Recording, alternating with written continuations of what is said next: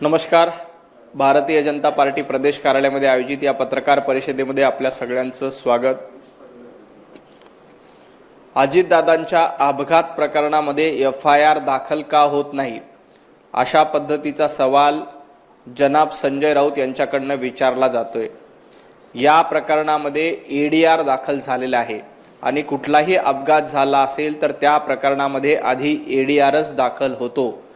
मला जनाब संजय राऊत यांना विचारायचं आहे, जेव्हा महाराष्ट्रामध्ये सुशांत सिंह यांची संशयास्पद आत्महत्या झाली होती, दिशा सॅली यांचा मृत्यू संशयास्पद झाला होता, या प्रकरणात देखील तत्कालीन महाविकास आघाडी सरकारनं FIR दाखल केला नव्हता, ADRच दाखल केला होता.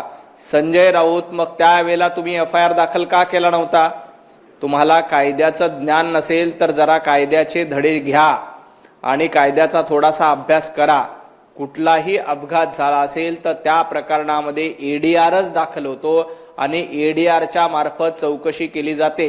सुशांत सिंह प्रकरण, दिशा सॅलेन प्रकरणामध्ये देखील ADRच दाखल झाला होता आणि आता अजितदादा प्रकरणामध्ये देखील ADR दाखल झालाय. आणि एवढंच नाही तर SITच्या मार्फत तपास देखील केली जाते, चौकशी देखील सुरू आहे. त्यामुळं अशा पद्धतीचं दुटप्पी धोरण ठेवणं हे बंद करा. असंच सांगायचं असेल तर तुम्ही कशा पद्धतीनं महाविकास आघाडीचं सरकार असताना मुखवटे काय काय घातले होते आणि तुमच्या मुखवट्याखाली काय काय दडलं होतं हे सांगायला लागलो तर संजय राऊत आणि उभाटा गट तुम्हाला तोंड दाखवायला जागा मिळणार नाही.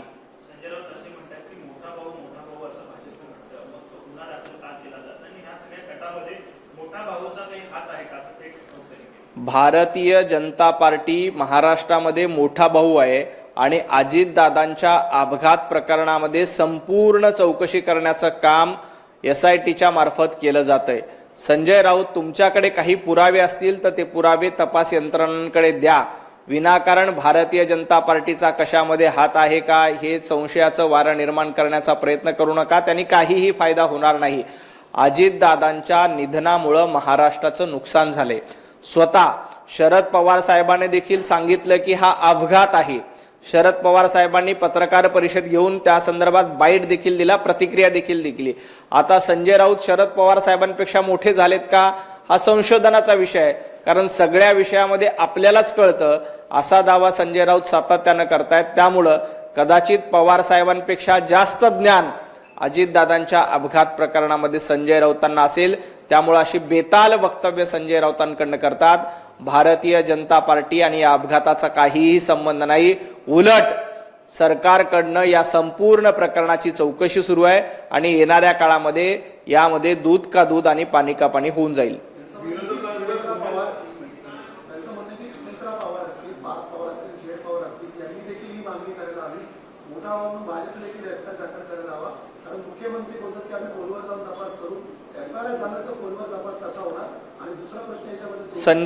संजय राऊत, कायद्याचं थोडंसं माहिती घ्या, कायद्याचं ज्ञान घ्या. नसेल तर एखाद्या कायदे तज्ञाकडे ट्युशन लावा. अपघात प्रकरणामध्ये ADRच दाखल होतो. सुशांत सिंह राजपूत आणि दिशा सॅलियन प्रकरणामध्ये मग तत्कालीन महाविकास आघाडी सरकारने FIR दाखल का केला नव्हता याचं उत्तर आधी संजय राऊतांनी दिलं पाहिजे. त्यावेळेला तुम्ही ADR दाखल केला होता आणि आता सांगता FIR दाखल करा. मुळामध्ये कुठलाही संशयास्पद मृत्यू किंवा अपघात झाल्यानंतर आधी ADR दाखल होतो. ADR अंतर्गत चौकशी होते आणि मुख्यमंत्री देवेंद्रजी फडणवीस यांनी तर या प्रकरणामध्ये SIT स्थापन करायला सांगितलं. SITची चौकशी सुरू आहे. आणि राहिला प्रश्न पवार कुटुंबियांनी काय निर्णय घ्यायचा, हा पूर्ण अधिकार पवार कुटुंबियाला आहे. तुम्हाला त्याच्यामध्ये नाक खुपसण्याचं संजय राऊत काही गरज नाही.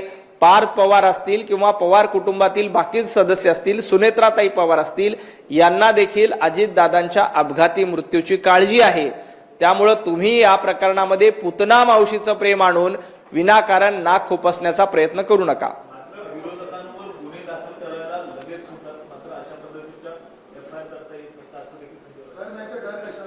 नाही, कर नाही, त्याला डर नाहीच आहे. या प्रकरणामध्ये SITच्या मार्फत चौकशी सुरू आहे. या चौकशीमध्ये जे कोणी दोषी असतील त्याच्यावर निश्चितपणे कारवाई होईल आणि हा निव्वळ अपघात असेल तर मग कुणावर कारवाई करायची हा देखील प्रश्न आहे. परंतु हा सगळा तपासाचा भाग आहे. तपासामधून जे काही सत्य आहे ते सत्य बाहेर येईल. संजय राऊत, आम्ही तपासाला चौकशीला घाबरत नाही. तुम्हाला हवा असेल, तुमच्या इथल्या यंत्रणांवर विश्वास नसेल तर तुमचा सध्या पाकिस्तानवर जास्त विश्वास आहे. पाकिस्तानवर तुमचं जास्त प्रेम आहे. पाकिस्तानची एखादी चौकशी समिती या प्रकरणामध्ये नेमायची असेल तर नेमा, आमची त्याला काही हरकत नाही. कारण गेल्या काही दिवसापासून पाकिस्तानची प्रवक्तेगिरी करण्याचं काम संजय राऊतांकडनं केलं जातंय. इथल्या देशातल्या न्यायव्यवस्थेवर विश्वास ठेवायचा नाही, निवडणूक आयोगावर विश्वास ठेवायचा नाही, EDR दाखल झाला असेल तर त्यावर विश्वास ठेवायचा नाही, पोलिसांवर विश्वास ठेवायचा नाही. तर संजय राऊतांनी आंतरराष्ट्रीय कोर्टामध्ये जावं आणि या प्रकरणात पाकिस्तानच्या अध्यक्षतेखाली एखादी समिती नेमावी आणि त्या समितीचं सदस्यपद स्वतः तपास प्रमुख म्हणून संजय राऊत यांनी देखील घ्यावं आणि या संपूर्ण प्रकरणाच्या चौकशीची मागणी आंतरराष्ट्रीय कोर्टामध्ये आणि आंतरराष्ट्रीय पातळीवर जाऊन करावी. भारतीय जनता पार्टीला यात घाबरण्याचं काही कारण नाही.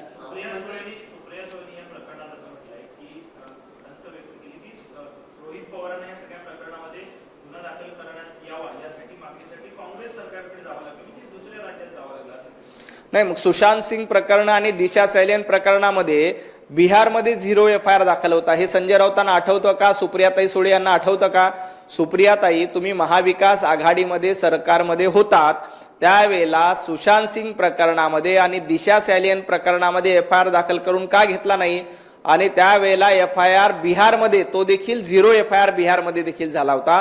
कारण कुठलंही अपघात किंवा संशयास्पद मृत्यू झाला असेल अपघाती तर त्या प्रकरणामध्ये EDRच दाखल होतो. हा नियम आहे, हा कायदा आहे. आता सुप्रियाताईंना हा कायदा लक्षात येत नसेल किंवा संजय राऊतांना तो लक्षात येणारच नाही, कारण त्यांना लक्षात करून घ्यायचं नाहीये. महाविकास आघाडी सरकार असताना वेगळा न्याय आणि आता महायुतीचं सरकार आलं की लगेच FIR दाखल करा, असं होत नसतो. कायदा हा कायद्याप्रमाणे चालतो, नियमाप्रमाणे सगळ्या गोष्टी होतात. EDR अंतर्गत या संपूर्ण प्रकरणाची चौकशी सुरू आहे.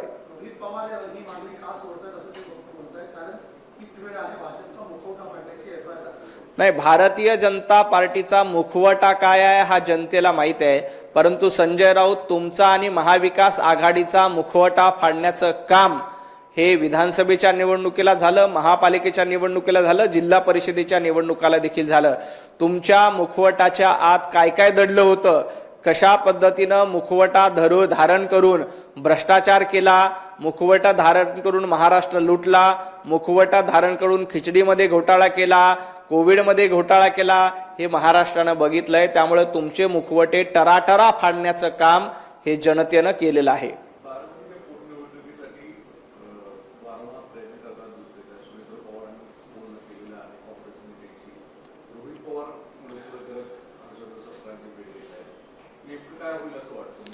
बारामती विधानसभेची पोटनिवडणूक बिनविरोध व्हावी अशी भारतीय जनता पार्टी आणि महायुतीची इच्छा आहे. अजितदादांच्या अपघाती मृत्यूनंतर ही पोटनिवडणूक होते आणि तिथे स्वतः सुनेत्राताई पवार निवडणूक लढतायत आणि आपल्या सगळ्यांना माहिती आहे की सुनेत्राताई पवार यांचा दणदणीत विजय या निवडणुकीमध्ये होणार आहे. तरीही काँग्रेसनं जाणीवपूर्वक उमेदवारी देऊन विघ्न आणण्याचा प्रयत्न या निमित्ताने केला जातोय. माझी काँग्रेसच्या नेत्यांना आणि काँग्रेसच्या सगळ्यांनाच विनंती आहे की अशा पद्धती अपघाती मृत्यू झाल्यानंतर ही निवडणूक बिनविरोध केली पाहिजे. परंतु काँग्रेसने ही परंपरा याच्या आधी देखील पायदळी तोडली. तुम्हाला आठवत असेल तर स्वर्गीय गोपीनाथजी मुंडे यांचं निधन झाल्यानंतर त्या ठिकाणी देखील काँग्रेसनं उमेदवार दिला होता. काँग्रेस अशा पद्धतीनं विघ्न संतोषी पार्टी आहे. त्यामुळं त्यांना विनंती केली जाते. स्वतः सुनेत्राताई पवार यांनी देखील हर्षवर्धन सपकाळ यांना विनंती केली. माझी माहिती अशी आहे की शरद पवार साहेबांना देखील काँग्रेसला सल्ला दिलाय की तुम्ही ही निवडणूक बिनविरोध करा.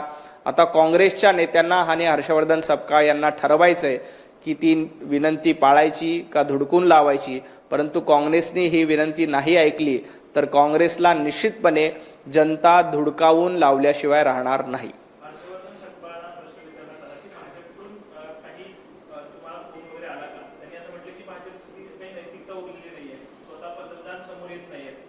हर्षवर्धन सपकाळांनी नैतिकतेच्या गप्पा करू नये. सपकाळांना नैतिकतेचा अधिकार नाही. तुमच्या पक्षाची महाराष्ट्रामध्ये आणि देशामध्ये अवस्था काय झाली याचा विचार करा. 2G स्कॅम पासून अनेक घोटाळे ज्यांनी केले त्यांना नैतिक अधिकार नाही। स्वर्गीय गोपीनाथ मुंडेजी यांच्या निधनानंतर त्यांच्या जागी ज्यांनी उमेदवार दिला होता आणि त्या उमेदवाराचं डिपॉझिट देखील जप्त झालं होतं, अशा काँग्रेसला नैतिकतेवर बोलण्याचा अधिकार नाही। काँग्रेसनं नैतिकता कधीच गमावलेली आहे आणि त्यांना हर्षवर्धन सपकाळांना तर कुठलाही नैतिक अधिकार नाही। नैतिक अधिकार तर नाही, पण काँग्रेस पक्षामध्ये देखील हर्षवर्धन सपकाळ यांना कुणी विचारत नाही। विजय वडेट्टीवार विरुद्ध हर्षवर्धन सपकाळ, नाना पटोले विरुद्ध हर्षवर्धन सपकाळ, अशा थोरात विरुद्ध हर्षवर्धन सपकाळ असा सामना सातत्याने होत असतो। त्यामुळे हर्षवर्धन यांनी आपल्या अधिकाराचा विचार जास्त करावा, नैतिक अधिकाराच्या गप्पा मारू नयेत।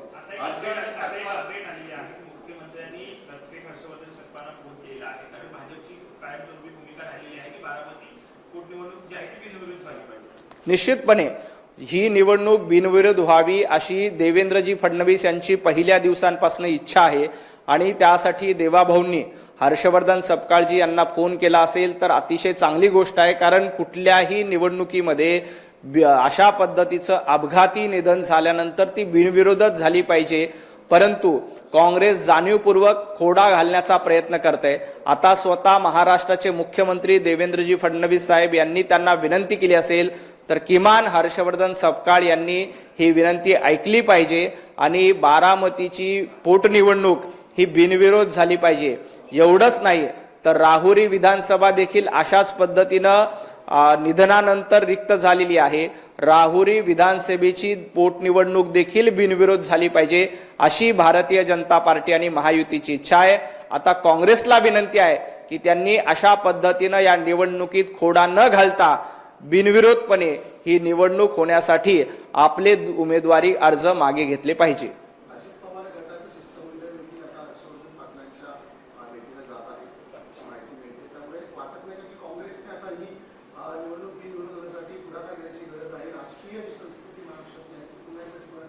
नाही, ही जबाबदारी आता काँग्रेसची आहे। काँग्रेसनं जाणीवपूर्वक खोडा घालण्याचा प्रयत्न केलाय।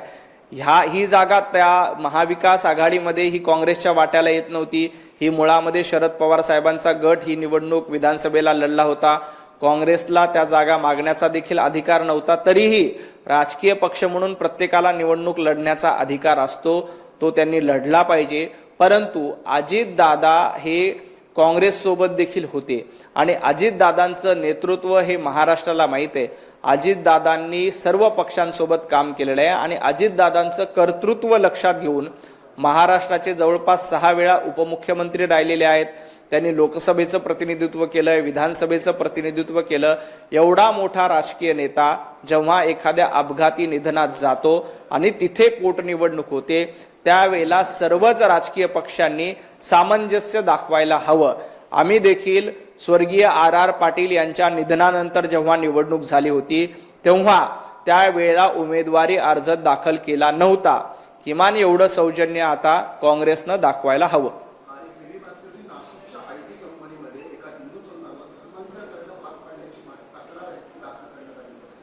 अशा पद्धतीनं गेल्या काही दिवसापासून लव्ह जिहाद, लँड जिहाद, वोट जिहाद असे प्रकार खूप वाढलेत। नाशिक मधलं हे प्रकरण अतिशय गंभीर आहे। या प्रकरणामध्ये तातडीनं तपास करून जे कोणी दोषी असतील त्यांच्यावर कारवाई केली पाहिजे।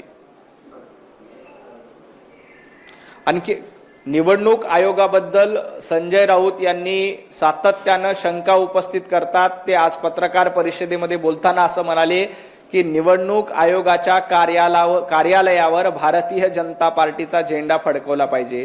संजय राऊत, जेव्हा महाराष्ट्रामध्ये लोकसभेच्या निवडणुकीला 48 पैकी 30 जागा महाविकास आघाडीला निवडून आल्या, जिंकता आल्या, त्यावेळेला निवडणूक आयोगाच्या कार्यालयावर महाविकास आघाडीचा झेंडा लावायला पाहिजे होता का?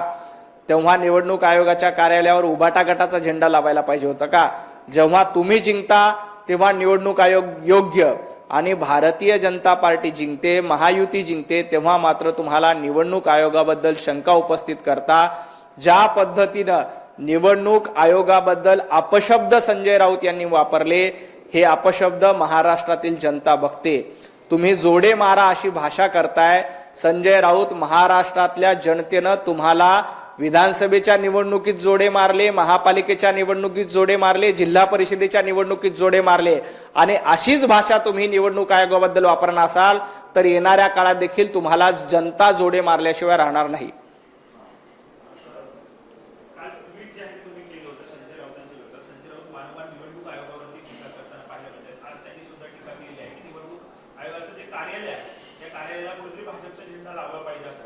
ज्या पद्धतीनं सातत्यानं संजय राऊतांकडून अशी वक्तव्य येतात, तुम्ही जिंकता तेव्हा सर्व काही अलबेल आणि भारतीय जनता पार्टी महायुती जिंकते तेव्हा सगळं काही चुकीचं, जोडे मारायचेच असतील तर संजय राऊत सगळ्यात जास्त जोडे तुम्हाला मारले जातील, कारण तुम्ही जोडे खायच्याच लायकीचे आहात.